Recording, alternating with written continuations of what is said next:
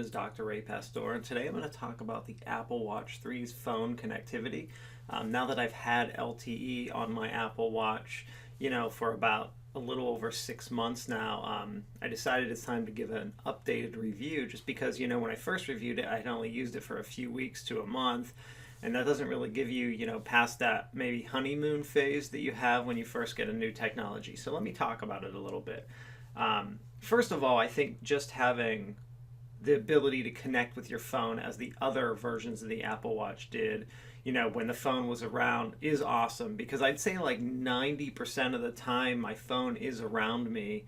And I am able just to see and do everything that someone without the phone connectivity is able to do. So I would say that for myself, 90% of the time, I don't need the phone connectivity. Any version of the Apple Watch would have been fine. Now that 10% of the time is really cool having the ability to have text and calls on my phone. For example, I do a lot of activities, so when I'm doing sports, like for example surfing, I could be out in the water. Now I don't want to just receive text messages from work and stuff when I'm out in the water. That's not what I do. But last summer I do have a scar. Not sure you can really see it on my hand. I sliced my hand open in the ocean, had a bad cut, and would have been able to call for an emergency service on the watch, which would have been very useful. But I do use it out in the water because I have 3 kids, so my wife will text me sometimes and be like if something happened or what time are you coming home, and I can respond to her in the water. The one thing I will say is that in the water the hand doesn't really work well, so there is a feature on the Apple Watch to respond to a text message where you can type. That doesn't really work in the water because your hand is usually a little too cold. Even though my water right now is 80 degrees, I still can't type on it when it's wet. So I do have to use Siri, and the funny thing about Siri, and I guess this is overall, is that I find no matter where I am, unless I'm in a pretty quiet room, Siri just doesn't work well on the watch. It doesn't really pick up what I'm trying to say. So in the ocean, I have to kind of go like that. If I'm in a store, even a store that's pretty quiet, I still have to kind of try to hide it a little bit, and it still isn't really very good. It works really well in a in a quiet area, but as far as like using it, it's not really that good. The voice commands. So now when I'm jogging and doing other activities, even yesterday, me and my family, we had a beach day. We try to go to the beach on the weekends. At least one day for the children, and just being on the beach, I don't have to have my phone with me. I can kind of keep it in the car unless I want to take pictures. So being able to get my messages, if I have any, respond to them, is really nice from on the beach. And again, on the beach, I can't really use Siri. I have to use the little scribble, the type, and it really isn't bad. You don't want to send like a paragraph, but sending like a simple K or yes or no, or maybe even up to a sentence using that little type pad is actually pretty easy and pretty effective. I really like it. I actually can't wait. I think the next versions of the Apple Watch need 2 things. One is a camera, because I still have to kind of bring my phone to the beach because I want to take the pictures of the kids. So I think that would be helpful. And also some kind of little keyboard would be extremely helpful. Those 2 things I think would really add value to it as far as like using that phone connectivity. So is it worth the $10 a month? I would say for myself it is, because it's only $10 a month, and so that's $120 a year. I think that's like being able to have that emergency service for $120 a year, for example, when I cut my hand, is totally worth it. $120 for an emergency call service when I'm surfing is definitely worth the money. So even if I never use it, it's worth that, because I did have something happen.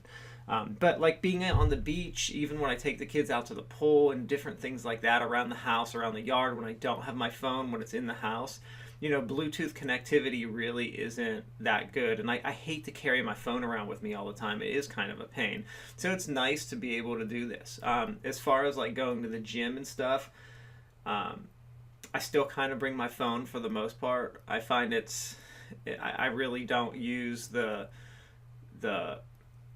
the watch for the phone as much as I would have in the gym. You know, I thought I kind of leave my phone at the gym, but now I'm kind of bringing it.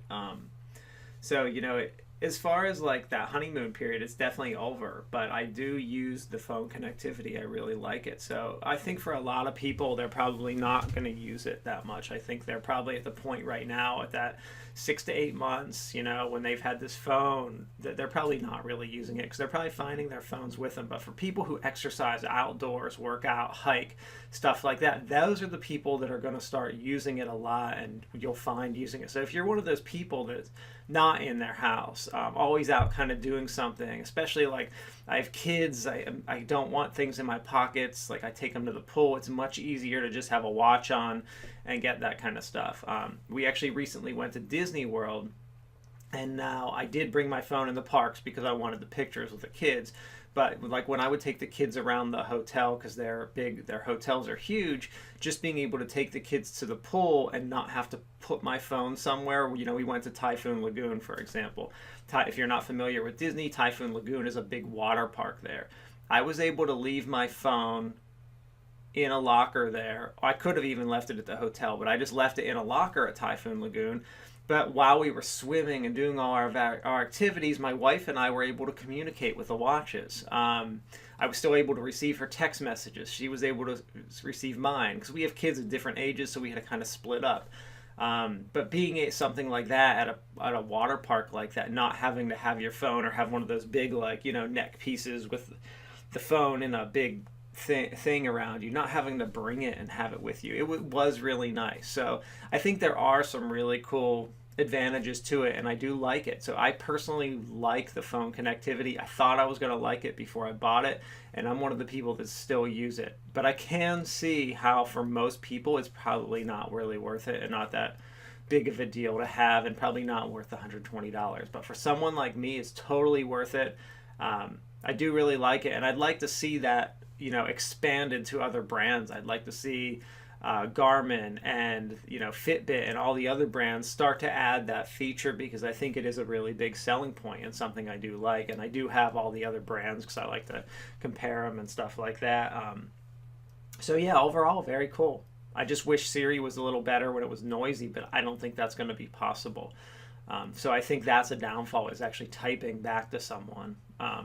It's pretty difficult. I don't think Siri's good when there's noise, and I don't see how they're going to solve that. I think the typing, I think they need to add a little keyboard, somehow add some kind of keyboard that has a good user interface that people can actually type on. I think another problem is the wet hands, is that I can't use it when I'm wet.